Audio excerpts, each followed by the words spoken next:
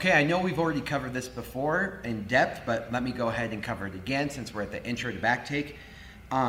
What am I trying to do? What am I trying to accomplish? I want to say that again. What am I trying to accomplish when I go for a choke, when I'm on the back? Is Zeke's got two arteries right here that is trafficking oxygenated blood to the brain. And my goal is to cut that off, and it's over here on the sides, right? And I'm not trying to cut off his airway, right? And that's just either going to hurt him or it's going to make him mad. But Zeke can go quite a ways without oxygen. He can last maybe about a minute, you know? But when I go for a choke here, cutting off the arteries, he's only going to last, see? He's only going to last a couple seconds. And so my goal is to get him to sleep as quick as possible by cutting off the blood flow, which is usually why they call this a blood choke. So in English, they call this the rear naked choke. In Portuguese, they call this the mata-leão, which means lion killer. And it's one of the greatest submissions that we've ever had in martial arts, and especially jiu-jitsu, obviously. So what I'm trying to do is I'm trying to get my bicep on one artery, forearm on the other artery right here. And then I'm trying to protect this arm, and I'm going to do two things at once. I'm going to protect my arm, and I'm going to push this hand on the back of his neck. If you want to be nasty, you can make this a fist, because what I'm trying to do is I'm trying to cut off space, so that way when I push into him, I'm cutting off all this space, cutting off the traffic, and rendering him unconscious, right? And I'm not trying to noose him. I'm not trying to get here and I'm trying to bring him up like this. I'm actually using my head, remember the danger zone, I'm using my head to push him into the choke. So as I get right here, I like to cup his shoulder, and when I'm going for the choke, I'm right here, I come up and I cup his shoulder, and I just kind of stay here for a little bit, or I'm covering my hand. All right, and then I'm going to bring my arm out, I'm going to grab my bicep, make a fist behind his neck, and I'm going to push him into the choke. And if you notice right here, right, this tiny little space is all his neck has, so I'm squeezing him towards there, and you see how this little space closes off. So that's a rear naked choke.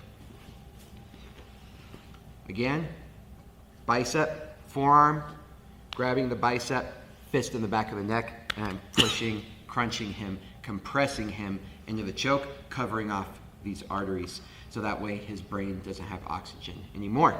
Now, let's talk about the short choke. So these are the two chokes we're going for today. So when I'm right here, what I like to do is I like to cover his hand, and I like to kind of have two knuckles below his knuckles and two knuckles right on his pinky. I'm grabbing this entire hand right here, okay?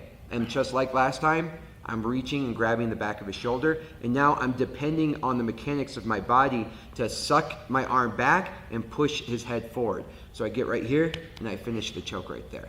And again, I'm just pushing him into the vise that I've set up here. And why I like this choke is because his defending arm has to go all the way across his body to try and come pull this out. And by that time, I can just compress him using the mechanics of my entire body to finish that choke, and this hand is rendered useless.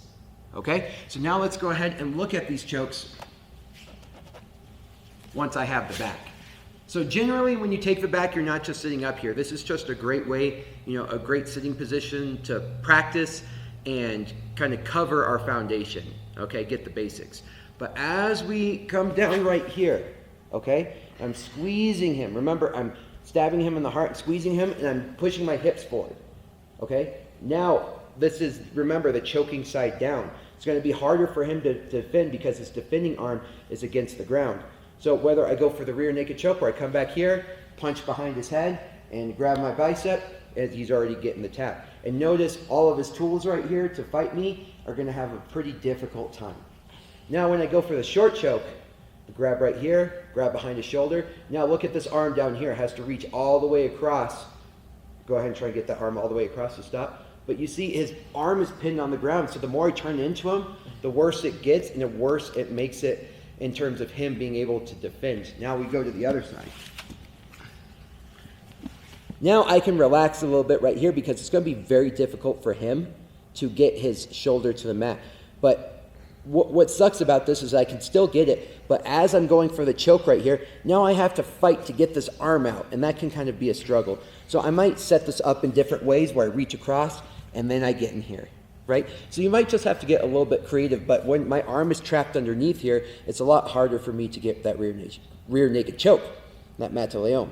However, I can get right here, and let's say I'm able to claw this up, and then I start going for that short choke.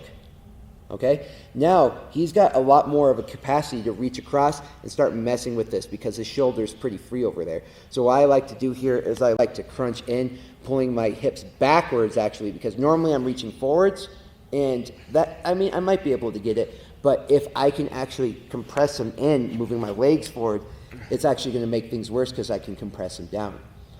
What's also going to be difficult is his head. He's going to be putting his chin down to the ground. So I try to find the knuckle of my thumb bone right here, and I try to move it across, and then you see, I get the tap right there.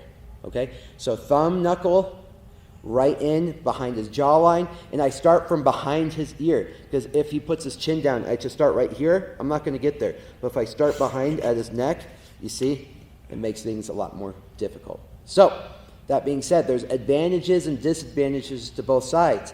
The ability of him escaping from right here goes down, but his ability to defend from right here goes up. Okay? But if I go to the other side, his ability to escape position goes up, but his ability to defend the chokes go down.